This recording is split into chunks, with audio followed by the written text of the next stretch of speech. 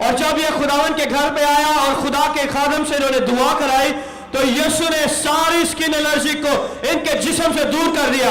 यीशु के नाम को जलाल दे। आप इनके हाथों को देख सकते हैं, कोई एलर्जी वगैरह नहीं है इन्हें। यीशु के नाम को जलाल दे। जोरदार तालियां बजाएं। अगर खुदावन के नाम को जलाल देना है तो जोरदार तालियां बजाएं।